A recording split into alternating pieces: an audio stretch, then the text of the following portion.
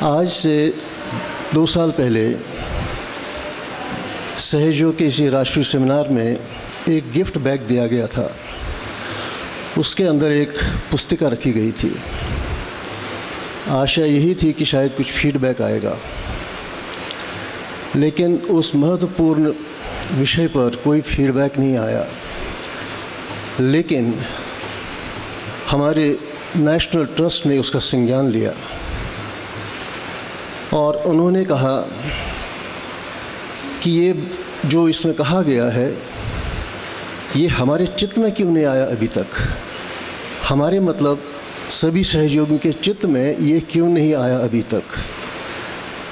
अब इसका कोई कारण तो बता नहीं सकते हैं, लेकिन ऐसा हुआ है। ये विषय श्री माता जी ने इस पर बहुत कुछ कहा है 1980 के दशक में और 1990 के दशक में। ये है पृथ्वी तत्व से जुड़ा हुआ विषय और उस पुस्तिका का शीर्षक था धरती माता की देखभाल। उसमें उस समय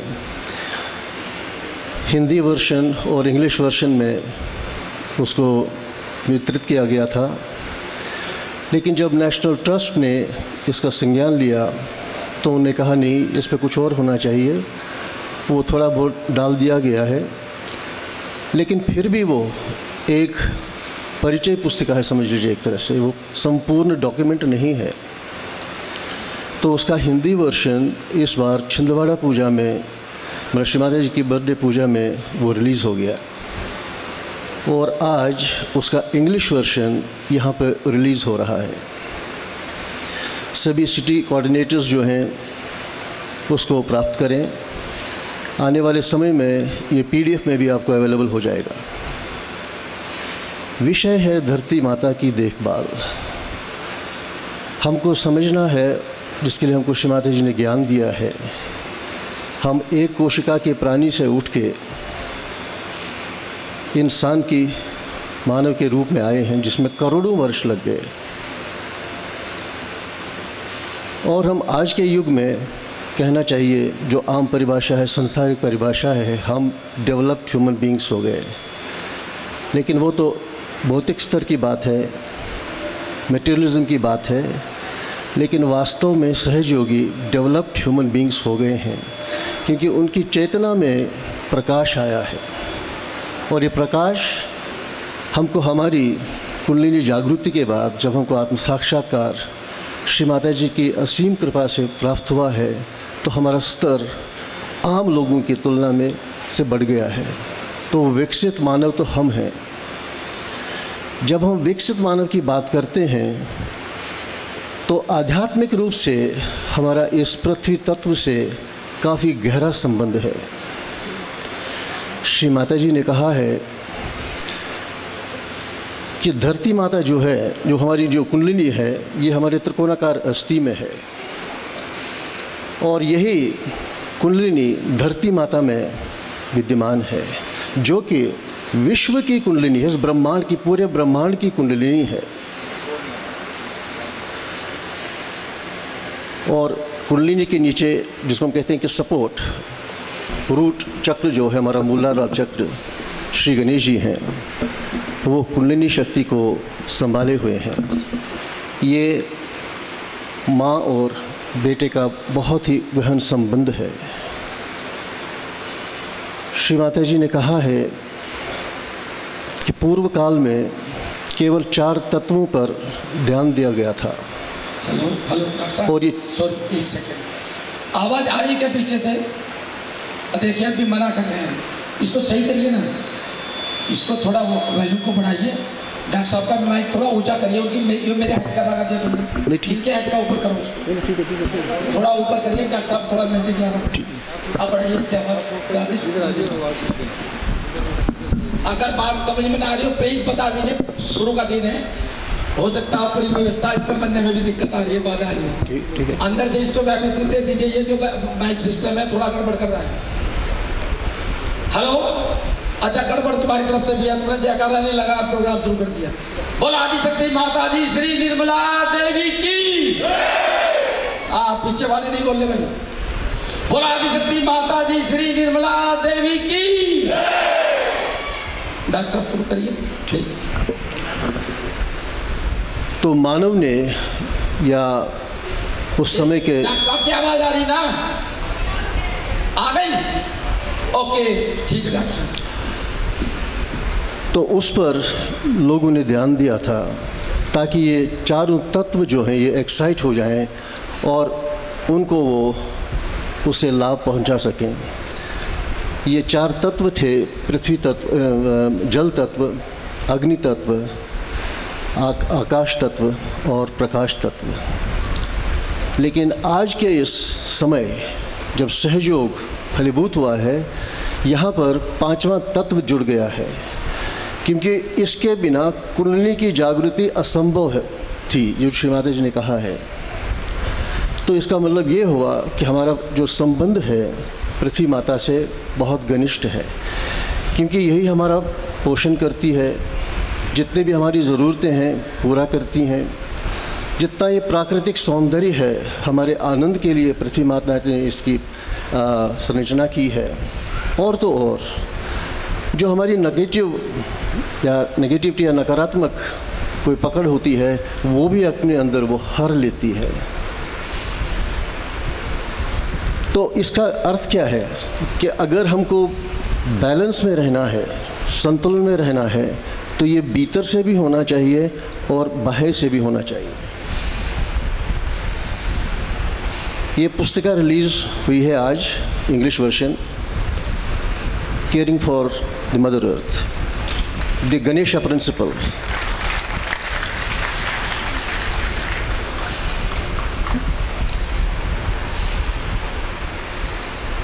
अच्छा, ये जो अब जो हम नज़ारा देख रहे हैं इस समय धरती माता का क्या हाल हुआ है।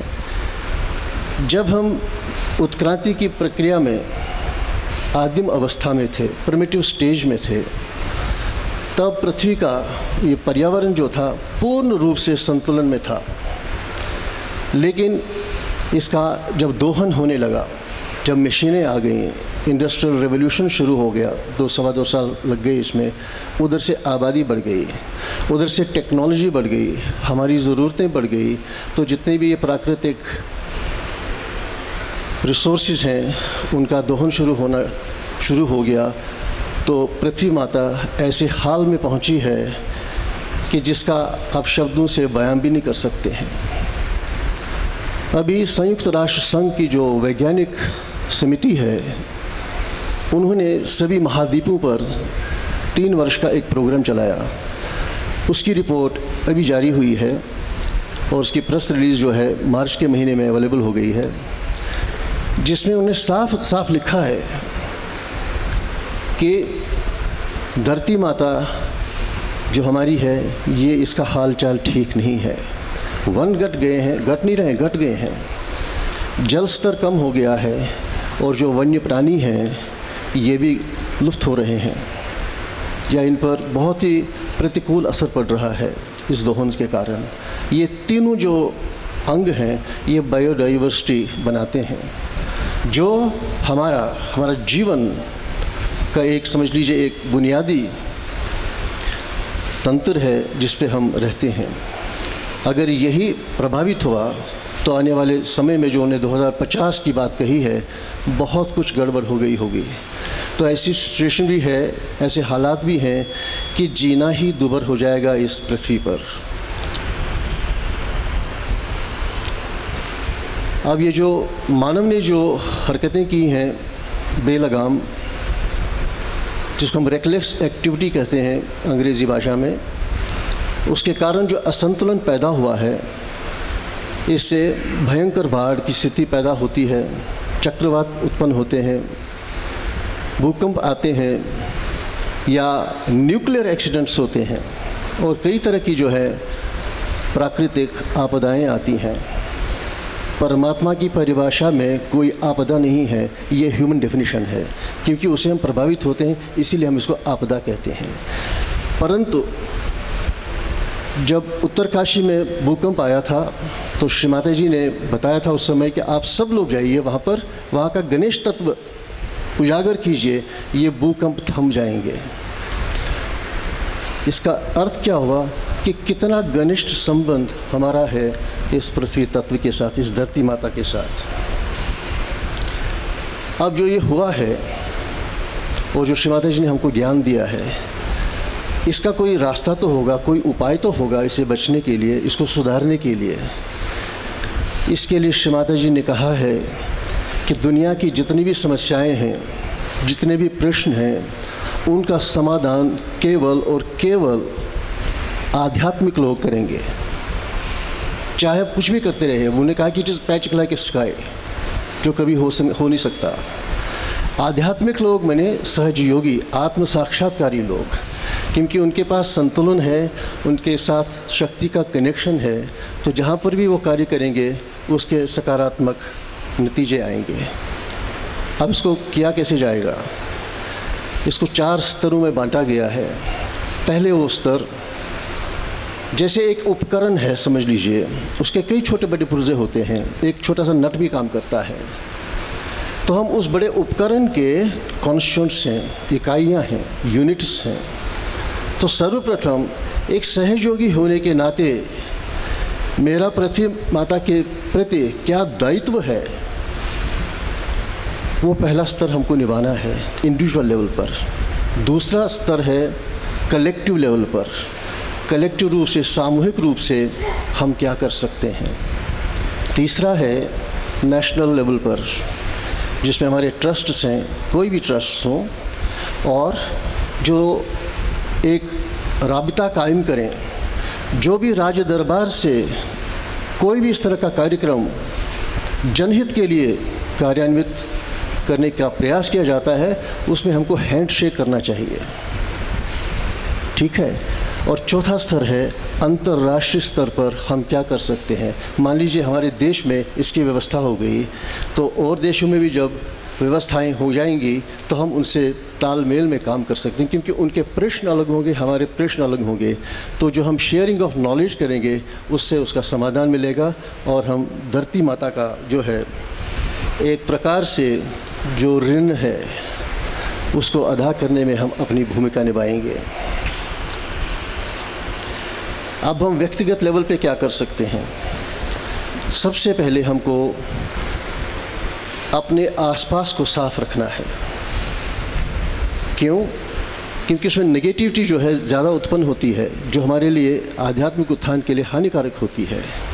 इससे अगर हमारा आसपास साफ नहीं है और हम साफ भी नहीं करेंगे, तो इससे हमारा पिंगला तत्व प्रभावित होता है। पिंगला तत्व माने सरस्वती तत्व। इस पर श्री माता जी ने बहुत ही सुंदर तरीके से हमको समझाया और विस्तार पूर्वक समझाया है। आदिशक्ति पूजा, नोट करें इसको, आदिशक्ति पूजा जयपुर जो 1994 में हुई है, पिंगला तत्व पर, ये जो शारदा तत्व इसको कहा गया है। ये शारदा तत्व किस तरह से हमको ठीक रखना चाहिए, जो हमारे अंदर जो सृजनात्मक एक्टिविटी उभरने का समय अब मिला है, तो उसमें कैसे हमको मदद मिलेगी। तो ये हुआ हमारा पिंगला साइड का बैलेंस आ गया। लेकिन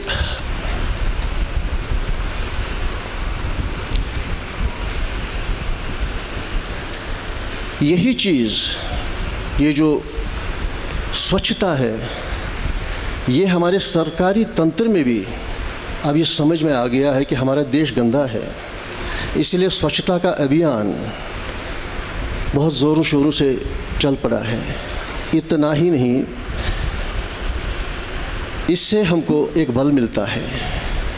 अगर राष्ट्रीय स्तर पर हमारे राष्ट्रीय तंत्र ने कुछ कार्य शुरू किया है, तो इसमें हम लोग क्या कंट्रीब्यूट कर सकते हैं, ये वाली बात है। एक इंडिविजुअल लेवल पे सोच, अगर हम चित्त भी डालते हैं तो चित्त से भी कार्य होता है और नई बात समझ में आती है, उस पर हम चल पड़ते हैं।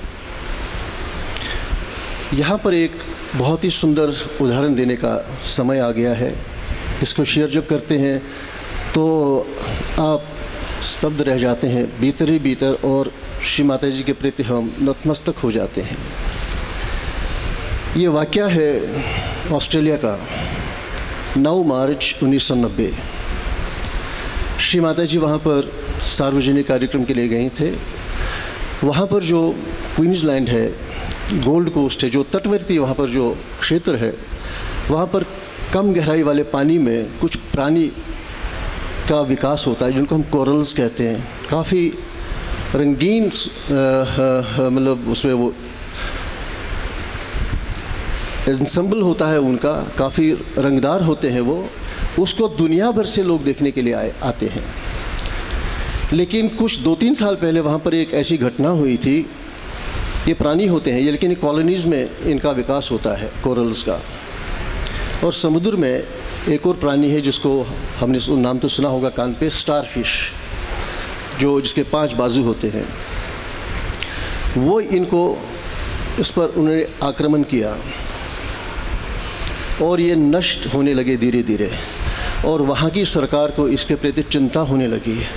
अब इसका न कोई रासायनिक विकल्प है न और कोई विकल्प है इसको सुधारने के लिए। तो वहाँ के सहयोगी ने क्या किया, श्री माता जी के पास ये प्रार्थना लेके गए, माँ यहाँ पर ये हुआ है, कृपा करके इसका कुछ समाधान प्रदान कीजिए। श्री माता जी ने कहा कोई बात नहीं, मैं अपना चित्त इन पे डाल दूँगी, तो देखते हैं क्या होता है। जैसे ही श्री माता जी ने चित्त उन स्टार फिशेस पे डाला, 2 दिन बाद समुद्र की सतह पर हज़ारों की संख्या में ये स्टार फिश मृत पाए गए, केवल माँ की अटेंशन से। 2 दिन बाद, मतलब उसके बाद जब ये घटना हुई, ऑस्ट्रेलियन सरकार और वहाँ के लोग आश्चर्यचकित हो गए, ये कैसे हुआ। तो अखबारों में बड़े बड़े लेख आने लगे, ये हुआ क्या। उनको कारणों का कोई पता नहीं चला, लेकिन ये वास्तविक घटना है। एक बार श्री माता जी से कुछ सहयोगी ने कहा, श्री माता जी आप आदिशक्ति हैं, आप कुछ भी कर सकते हैं। जिस पर श्री माता जी ने जवाब दिया, आपके अंदर भी कई शक्तियां हैं, आप भी बहुत कुछ कर सकते हैं। तो ये हमको आश्वस्त करने के लिए कि माँ ने हमको क्या शक्तियां दी हैं, उसका हम इस्तेमाल कैसे कर सकते हैं।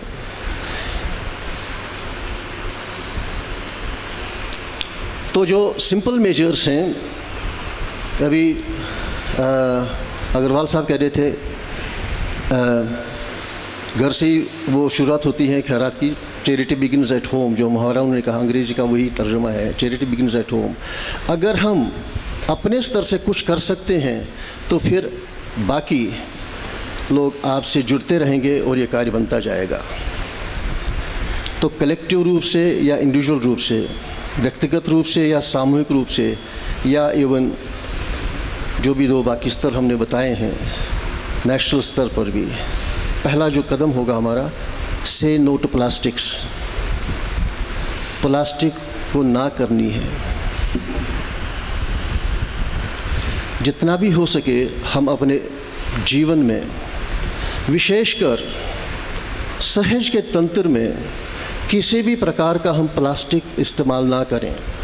याद कीजिएगा, दिल्ली में जो महालक्ष्मी पूजा हुई थी 1986 में, उसमें वर्णन है, जिक्र है उस पूजा का, जब दिल्ली वालों ने श्री माता जी के चरण में पूजा की थी पहली बार, जिसमें बहुत प्लास्टिक का इस्तेमाल हुआ था। तो माँ ने कहा था ऐसे मतलब श्रिंक हो जाता है बॉडी, क्योंकि ये जड़ चीज़ है, इसमें वाइब्रेशंस नहीं है, ये हमारे लिए हानिकारक हो सकते हैं। बार बार कहा श्री माता जी ने।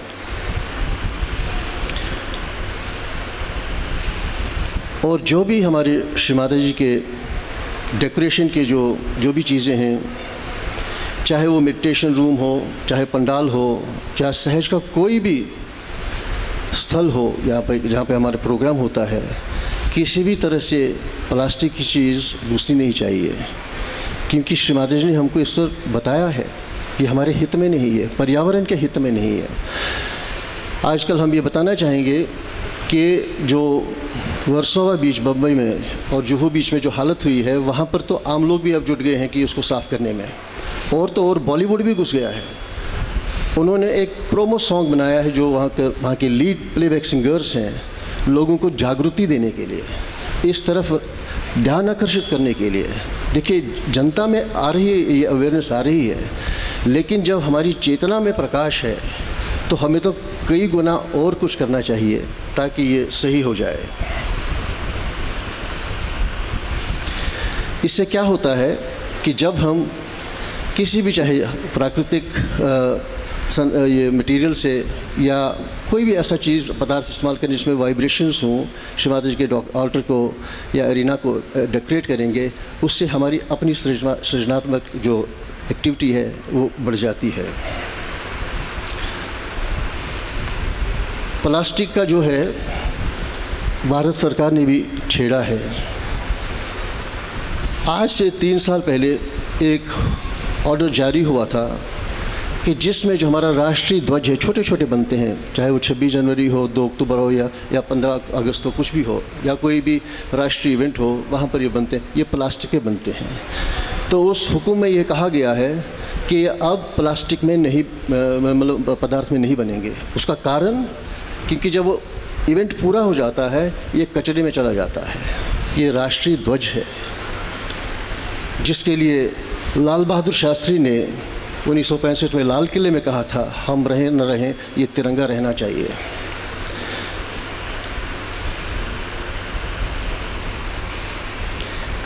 और हमारे जो मेडिटेशन सेंटर्स हैं जितने भी पूरे देश में, वहाँ पर किसी भी प्रकार की जो प्लास्टिक फ्लेक्स में हम लोग प्रिंट करते हैं श्री माता जी के चित्र, उनको ना करें प्लीज़। ये हमारे हित में नहीं है। अगर हम श्री माता जी के शरीर में एक कोशिका के रूप में वास करते हैं, एक सेल के रूप में वास करते हैं, तो हम कितना तकलीफ़ देते होंगे उनको। सोचने वाली बात है। ये छोटी छोटी बातें जो हैं, जब इनका सहज एहसास हमारे अंदर जागृत रहता है तो यही चीज़ हमको गहराई की ओर ले जाता है। ये ज्ञानवर्धक चीज़ें हैं हमारे लिए, इनकी तलाश में रहना चाहिए हमको।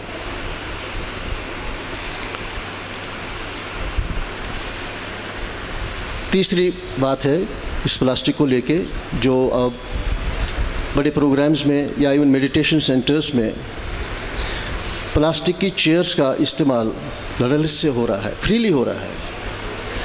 दूसरी बार भी हम सोचते हैं कि जब श्री माता जी ने हमको ज्ञान दिया है, फिर हम क्यों प्लास्टिक को इस्तेमाल करेंगे। इसके लिए विकल्प है हमारे पास। बेंत की चेयर्स हम ला सकते हैं, बांस की चेयर्स हम ला सकते हैं, या मेटल फ्रेम, उसमें कॉटन का कुशन सीट लगा के उसको यूज़ कर सकते हैं। लेकिन चेयर भी उन्हीं को, उसमें डिस्क्रिप्शन होना चाहिए, उन्हीं को इस्तेमाल करना चाहिए जिनको वास्तविक ज़रूरत है इस चीज़ की। ये नहीं कि हम फॉर ईज़ ऑफ सिटिंग के लिए हम करेंगे, वो ठीक नहीं है। एक समय था जब हम सहज में आए थे, मैं आपको बताना चाहूँगा, तब हमने ये सब चीज़ें देखी नहीं थी। कोई भी अप्राकृतिक चीज़ होती ही नहीं थी सेंटर्स पे, आश्रम्स में।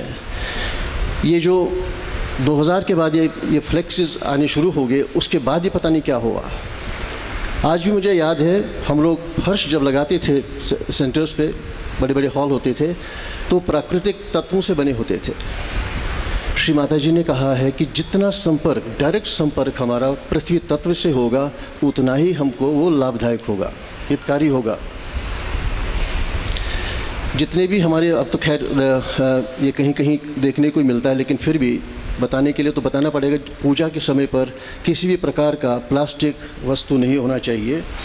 और हमारे घर में भी या सेंटर में भी यही वही मैंने जो नेचुरल मटेरियल की बात की थी, फर्श का इस्तेमाल करना चाहिए।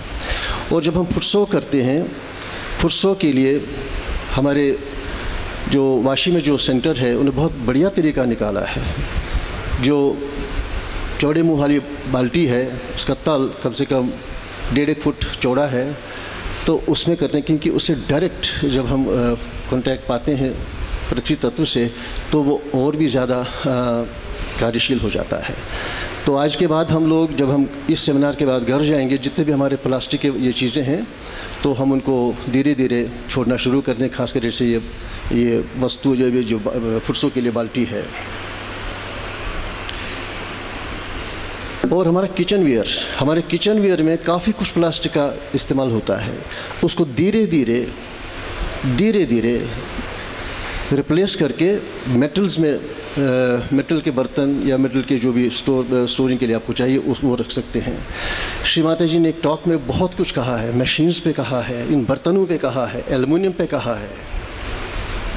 हमें याद है जब हम छोटे थे तब कांसी के बर्तन में खाते थे हम लोग, पूरे समाज में थाली होती थी, कप भी होता था, गिलास भी होता था, लेकिन खाना पकता था पीतल के बर्तनों में या मिट्टी के बर्तनों में। पीतल के बर्तन पे कलही चढ़ी हुई होती थी। लेकिन जब 1960 के दशक में स्टील आना शुरू हो गया तो लोग ने कहा तो बहुत ही बड़ा रेवोल्यूशन है।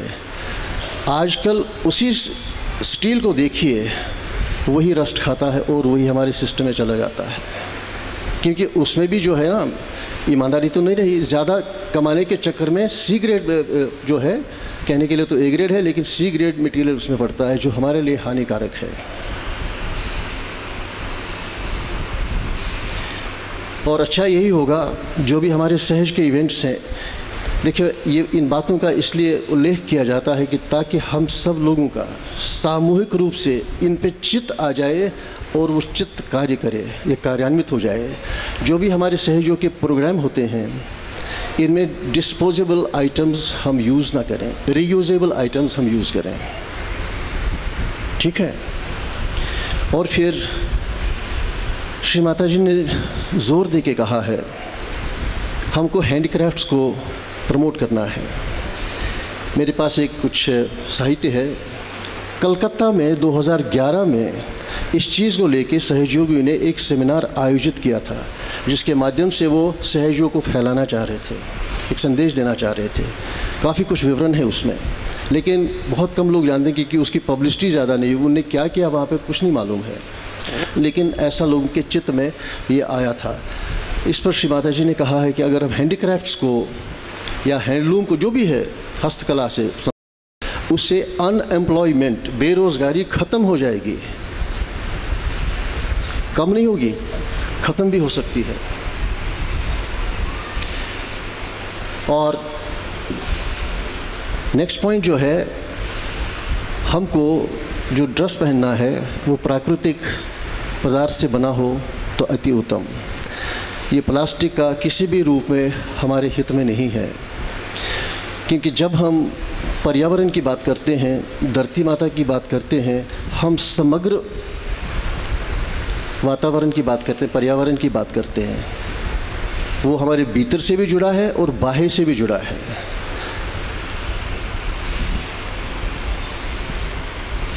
इससे क्या होता है, हमको एक अच्छा आध्यात्मिक माहौल बनाना होता है, जो पहले हुआ करता था। यहाँ पर बहुत सारे अनुभवी सहयोगी बैठे होंगे, उनको ये जानकारी होगी कि ऐसा नहीं होता था किसी ज़माने में, लेकिन अब इसका प्रचलन हो गया। क्यों? ये जो एंटरप्रेन्योर्स आ गए, ये जो फैशन प्रमोटर्स आ गए, जिसके लिए श्री माता जी ने हमको समय पहले सचेत किया था कि एंटरप्रेन्योर्स के ट्रैप में नहीं आना। लेकिन हम जो संसार में चल रहा है, हम भी उसी धारा में बहे जा रहे हैं। हम डिस्क्रिशन इस्तेमाल नहीं कर पा रहे हैं। और विशेषकर जो टाइट फिटिंग आउटफिट्स हैं, ये हमको नहीं पहनने चाहिए। इसमें जितने भी टाइप्स हैं ये नहीं पहननी चाहिए। या स्किन फिटिंग गारमेंट्स हैं, इनको नहीं पहनना चाहिए। इसके कई हानिकारक असर हैं। हानिकारक क्या है? अगर टाइट फिटिंग क्लोथ्स में आप ध्यान धारणा के लिए बैठेंगे, जो चैतन्य का प्रवाह होना चाहिए वो नहीं होता है। फलस्वरूप आपका चित्त भटकता है, तो ध्यान में होने के बावजूद भी आप ध्यान में नहीं होते हैं। श्री माता जी की कम से कम 25 से 30 टॉक्स जीन को से संबंधित है। 25 से 30 टॉक्स हैं ये, ओनली जीन्स। लेकिन जीन पहनने पे भी अगर हम उसमें विवेक से काम करेंगे, माने ये कहा है कि जो भी आपका राष्ट्रीय ड्रेस होगा उसको आप पहनिए। माने ये है कि अगर हमारा यहाँ पर लुंगी या कुर्ता पजामा यहाँ का ड्रेस है, हम ये ड्रेस साइबेरिया में जाके नहीं पहन सकते। वहाँ पे हमको विवेक से कार्य करना है कि वहाँ का ड्रेस क्या है वो पहनना चाहिए। मतलब संतुलन, हर लेवल पे संतुलन को देखना है हमको, संतुलन के एंगल से देखना है हमको। तीसरी बात, जो स्किन फिटिंग, जो त्वचा से चिपके हुए जो पहनावा होता है, ये हमारा ध्यान भी भटकाता है। इस पर मैं कहना चाहूँगा, एक सहज योगिनी है मेरे पास, वो है निर्मल वाणी ग्रुप में वो पब्लिश हुआ है, उसको अपलोड किया गया है। बहुत ही सुंदर विश्लेषण है, बहुत सुंदर विश्लेषण है वो, 2 सब पन्ने का वो है डॉक्यूमेंट। मैं कहता हूँ कि सभी को वो देखना चाहिए, पढ़ना चाहिए। उसमें सूक्ष्मता से कैसे लिखा गया, उनका व्यक्तिगत अनुभव और उनको उसमें क्या मिला है, उनका डिस्कशन क्या था। उसमें उन्होंने विष्णु माया तत्व को वहाँ पर रेफ़र किया है, जो श्री माता जी ने कहा है कि जब विष्णु माया का अवतरण हुआ था तो वो संपूर्ण प्योर फॉर्म में आई थी, ताकि वो अपने भाई लोगों को स्ट्रॉन्ग बनाएं। ये श्री माता जी की एक टॉक है, वहाँ पर उसमें रेफरेंस दिया गया है। तो इसमें विष्णु माया का तत्व भी है। तो योगिनियाँ, योगी सभी को उस आर्टिकल को कम से कम पढ़ना चाहिए, उसका संज्ञान लेने के लिए क्या उस सहयोगिनी ने क्या कहा है। अब इसी से संबंधित एक स्टेप आगे, अनुसंधान यही कह रहा है, अब जो रिसर्च हो रही है इस चीज़ को लेके, अगर हम टाइट फिटिंग पहनावे के आदी होंगे, आने वाले समय में कौन सी बीमारियां उत्पन्न होंगी, इस पर रिसर्च हो रहा है। उनके नाम बताए गए हैं: fungal infection, bladder weakness, urinary tract infection, numbness मतलब सुन होना, and tissue death, loss of sensation, swollen calf muscles, weakness in ankles etcetera. एक बहुत बड़ी न्यूज़ आई थी एक बार ऑस्ट्रेलिया से, शायद सिडनी से, एक लड़की जा रही थी, युवा, टाइट पहना हुआ था उसका, वो अचानक गिर गई बाज़ार में। तो खैर उसको क्लिनिक में ले जाया गया, पता चला कि उसका जो नर्वस सिस्टम था वो चोक था, तो उसके जो टाइट फिटिंग्स थे वो काट दिए गए, थोड़ी देर के लिए रखा गया, वो रिसस्टेट हो गई।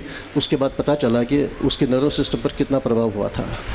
तो ये हमारी चॉइस है कि हमको आध्यात्मिक उत्थान प्यारा है कि या ये बाहर का ये आवरण है, इससे हमको लगाव रखना है।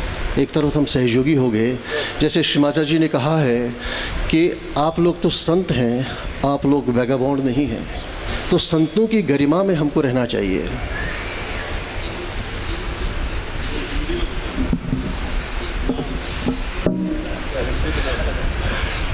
कहते हैं कि जितनी भी बीमारियां आने वाले समय में संसार में आएंगी, हिंदी वर्षन बताइएगा।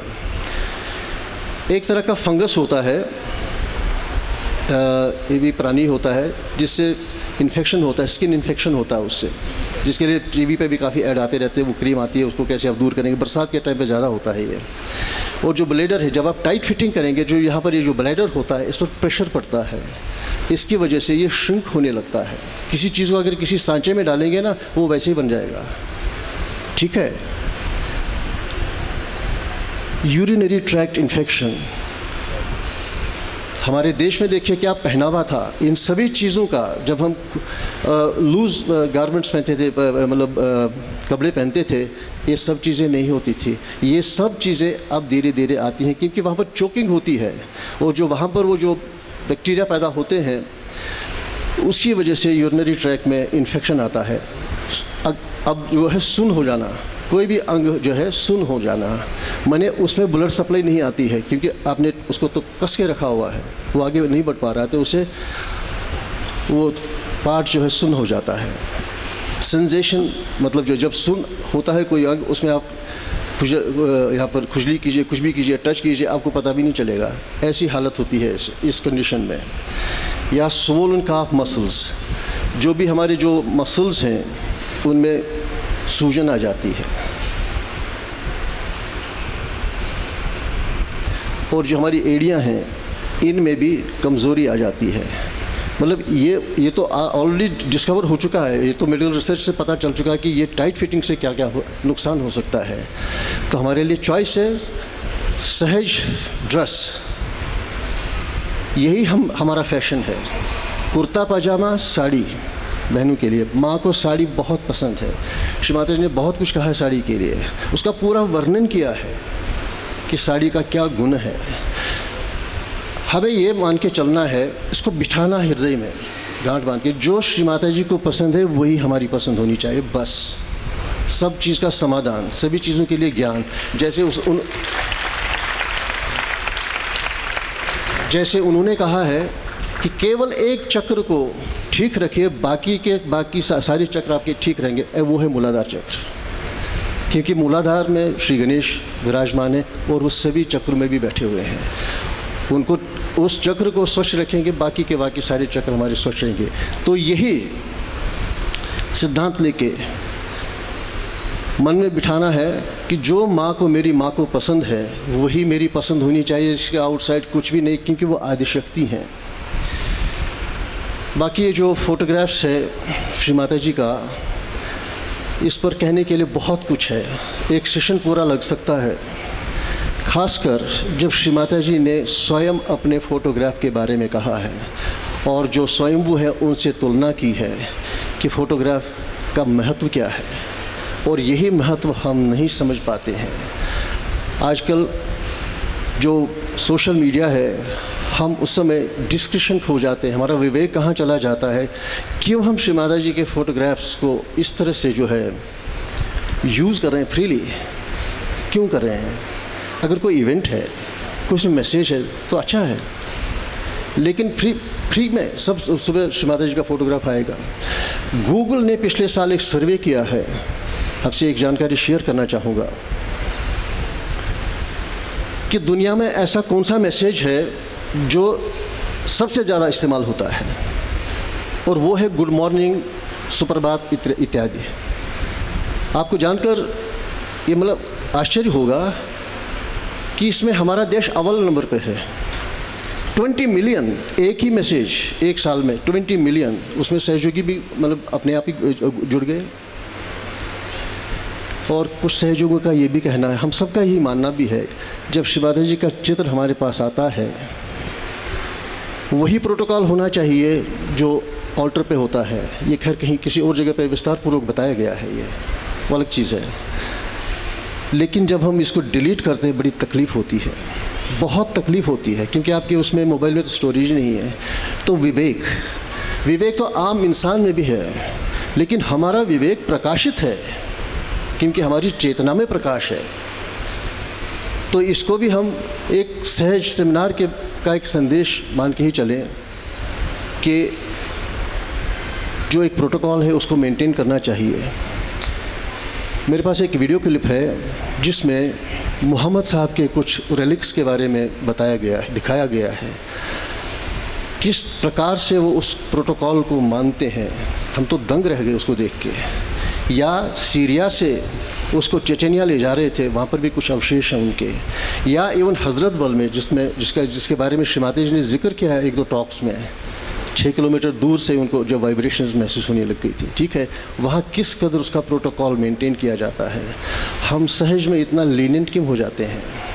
अगर हम सहज योग में अनुशासित नहीं होते हैं, हम कहीं भी नहीं हो सकते हैं, क्योंकि ये शिखर है, इसके बाद कुछ भी नहीं है।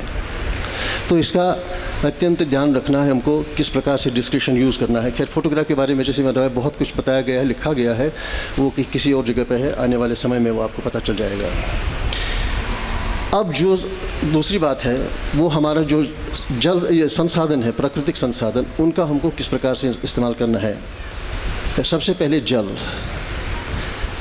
पर्यावरण की परिभाषा में एक स्लोगन है, जल ही जीवन है, जल नहीं तो जल। इसका अर्थ समझ लीजिएगा दूसरी लाइन का कम से कम। जल ही जीवन है, जल नहीं तो जल। तो ये पंच महाभूतों में से एक नेचुरल एलिमेंट है, इसका हमको आदर सम्मान करना चाहिए, तभी हमको किसी भी प्रकार की कोई तकलीफ़ नहीं देगा। मेरा एक ऐसा व्यक्तिगत अनुभव हुआ है इस चीज़ को लेके, ये खैर फोरम नहीं बताने का, जो मेरी ज़िंदगी के लिए एक सीख बन के रह गया। हालांकि हम सबके साथ ऐसा होता है, केवल बात इतनी होती कि आप उसको ओपन माइंड से कितना देखते हैं, आपके लिए क्या संदेश से मिलता है। आजकल टेक्नोलॉजी बदल गई है, आ रही है, अभी शुरुआती मतलब वो फेज़ में है। टूटी के आगे एक छोटा सा एक नोज़ल आ गया है। उसमें क्या है कि जब वो बूंदें टपकने लगती हैं, वो मिलियंस ऑफ जो छोटे छोटे बूंदें होती हैं उसमें बढ़ जाती है, एक फवारा सा बन जाता है उसका। थोड़े से पानी में आप हाथ धो सकते हैं, आप सब्जियां धो सकते हैं। अगर आपको पानी पीना तो नोज़ल को थोड़ा सा घुमाइए, पानी का गिलास आप भर सकते हैं, उसकी धारा बन जाती है। तो ये टेक्नोलॉजी आ रही है धीरे धीरे, क्योंकि जल में जितना विवाद आजकल चल रहा है, अभी वैसे शुरुआती मतलब कमेंट्स में बताया गया था कि जल का स्तर कम हो रहा है और जल को ही लेके विवाद भी खड़े होते हैं। हमारा देश इससे अछूता नहीं है। इस पे बहुत कुछ कहने का है, कई बिंदु हैं इस पे, ये आपको इससे मिलेंगी। मैं केवल इन जो मुख्य बिंदु हैं उन पर ध्यान आकर्षित करना चाहूँगा। कंजर्विंग एनर्जी, ऊर्जा जो है इसको कैसे हम बचा सकें, कम से कम इसको कर सकें। इसमें सोलर पावर पे ध्यान दिया गया है, एलईडी बल्ब पे, बहुत कुछ तो हम जानते भी हैं, करते भी होंगे। लेकिन अब जब हम प्रकाशित चित्त से इस पर कार्य करेंगे तो ये कार्यान्वित होगा असल में। ग्रीनिंग अर्थ मतलब हरियाली का फैलाव पूरे इस धरा में। जैसे भी बताया गया कि जब हम प्रिमिटिव आदिम अवस्था में थे तो हरे भरे जंगल हुआ करते थे, आज के लिए घट रहे हैं, कम हो रहे हैं। लेकिन एक ज़माना था हमारे ही देश में, लोग पेड़ों को भी पूजते थे। आपको ये जानकर आश्चर्य होगा, देहरादून में एक विश्वविख्यात अनुसंधान केंद्र है, फॉरेस्ट रिसर्च इंस्टीट्यूट, वहाँ से एक प्रकाशन आया था, एक बुक आई थी काफ़ी साल पहले। उसका टाइटल था वेनेरेटेड प्लांट्स ऑफ इंडिया, भारत के पूजनीय वृक्ष। उसमें 600 ऐसे वृक्ष उन्होंने पूरे देश में, चाहे पूर्व हो, पश्चिम हो, उत्तर हो, दक्षिण हो, 600 ऐसे पेड़ चिन्हित किए हैं, देखे हैं। उनका साहित्य देखा पूरा, मतलब वहाँ लोगों से बातचीत के या साहित्य से निकाल के इसमें ये लोग पूजते क्यों थे, उसी को फिर उन्होंने वैज्ञानिक कसौटी पे उतारना चाहा। बात पता चली कि 100% सही। बताइए, उस ज़माने में कहते थे कि अगर आप पेड़ काटेंगे तो आपको पाप लगेगा, क्योंकि धर्म सर्वोपरि होता था उस समय। तो धर्म के नाम पर पर्यावरण की रक्षा होती थी, ठीक है। तो इसीलिए हमको हरियाली बढ़ाने पे, तो एफॉरेस्टेशन पे हमको ध्यान देना चाहिए, ताकि जितने कट रहे हैं कहीं कहीं उनको हम ग्रो भी तो करें, ग्रीन कवर तो बनाएं। लेकिन आज एक सुखद इन्फॉर्मेशन आपसे शेयर करना चाहूँगा, यदि वो सही है तो, लेकिन फिर भी प्रतिष्ठान पुणे में इसी वर्ष 2 जून से लेकर 15 जून तक सहयोगियों ने वृक्षारोपण का कार्य शुरू कर दिया है और सबको आमंत्रित किया है। मतलब चित्त कार्य कहीं कर रहा है, ठीक है, वहाँ पे इसकी शुरुआत हुई है। और अच्छे स्थान से, देखिए इतना पवित्र स्थान है वो प्रतिष्ठान, वहाँ पे जो इन्फॉर्मेशन हमको मिली है। इसी तरह से हमको जो वायु प्रदूषण है, अभी जगपाल जी ने कहा कि वायु प्रदूषण पे हम बोलेंगे। मैं वायु प्रदूषण का स्पेशलिस्ट तो नहीं हूँ, लेकिन जब हम समग्र पर्यावरण की बात करते हैं, ये सारे पॉइंट्स उसमें आते हैं। पर्यावरण जो है एक जनरल टर्म है, इसके तहत बहुत सारी ब्रांचेस हैं, बहुत सारी चीज़ें हैं। फिर जब जहाँ हमारा कार्यस्थल है उस पर हमको क्या करना चाहिए, किस तरह से हम वहाँ पर जो है संतुलित रूप से काम कर सकते हैं, ये बताया गया है। और फिर निस्तारण, डिस्पोजल ऑफ वेस्ट, डिस्पोजल बहुत बड़ा मसला है, बहुत ही बड़ा मसला। 1950 के दशक में दिल्ली में जितना भी कचरा होता था वो आईएसबीटी के आसपास जो एरिया था यमुना के किनारे, वहाँ पर उसको डाला जाता था। फिर उसको वेस्ट मैनेजमेंट के तरीके से वहाँ ग्रीन बेल्ट बनाया गया। वो जब भर गया तो फिर सराय काले खान के आसपास उसको वो डाला गया उस कचरे को। तब उतनी आबादी भी नहीं थी। 1977 में आबादी थी दिल्ली की 45 लाख, आज तो 1.5 करोड़ के आसपास है। और उसको भी वेस्ट डिस्पोजल के तहत, मैनेजमेंट के तहत उसको भी पार्क में कन्वर्ट किया गया है। और फिर जब कचरा ज़्यादा ही बनता गया तो वो वेस्ट डिस्पोजल में वो गाज़ीपुर ले गए हैं। अब चूँकि उसमें प्लास्टिक होता है तो एक कोहेजन नहीं, मतलब जोड़ नहीं खा पाते हैं। अब वो पहाड़ बन गया, तो पिछले साल तो खिसक के ही आया था, उसमें शायद नुकसान, जानी नुकसान भी हुआ था, 1-2 लोग मर भी गए थे, मेन हाईवे तक वो आ गया था। अब ये कचरा भी जो है 3 तरह का है।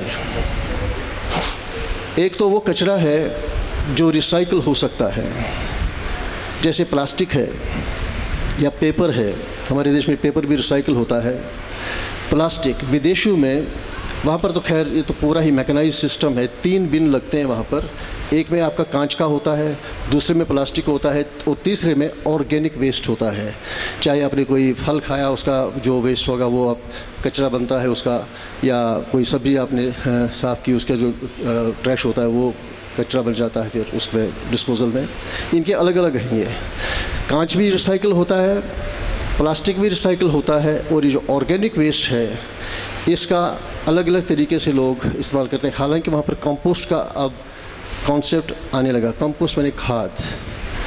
और हमारे सरकार ने, मतलब देश की सरकार ने एक प्रोग्राम किया है, सैनिटेशन जो पेयजल विभाग है उन्हें एक व्यापक प्रोग्राम तैयार किया है कि वो जो गांव क्षेत्र में जो ऑर्गेनिक वेस्ट है उसको इकट्ठा करके उसको कंपोस्ट को खाद बना लेंगे और वही खाद खेतों में डालेंगे।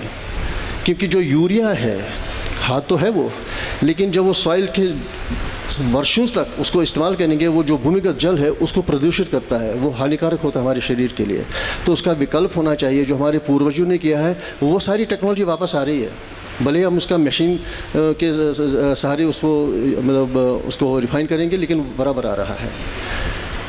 कुछ सोसाइटीज़ में हमने देखा है ऑर्गेनिक वेस्ट जो है सब्जियों से जो आप साफ़ सुफ करते हैं उसका जो करते हैं, उन्हें बिन रखे हैं वहाँ पर। कुछ ऐसे वॉलंटियर्स हैं, उन्होंने डायरीज़ के साथ टाई अप किया है। वो सारा कचरा वहाँ पे उठ के वहाँ चला जाता है।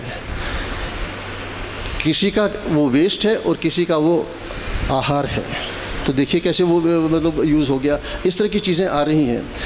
अब इसमें भी एक और टेक्नोलॉजी आ रही है कि घर में ही आप कंपोस्ट ये एनर्जी बना सकते हैं, वो गैस बना सकते हैं। इतना सा वो है, जितना भी आपका ये सब्ज़ी से या और भी किसी तरह का भी ऑर्गेनिक वेस्ट आता है उसमें डालते रहिएगा, उसमें कुछ वोल्ट्स की बिजली बनती है।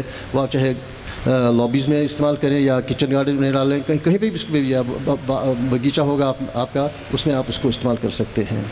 मैंने ऑप्टिमम यूज़ किसी भी चीज़ का करने का समय आ गया है।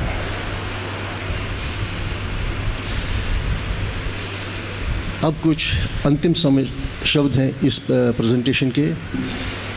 ये जो पुस्तिका है ये केवल हमारा ध्यान आकर्षित करने के लिए इसको पब्लिश किया गया है और आपके चित्र में डालने के लिए ये प्रेजेंटेशन रखी गई थी यहाँ पर। ये संपूर्ण डॉक्यूमेंट नहीं है।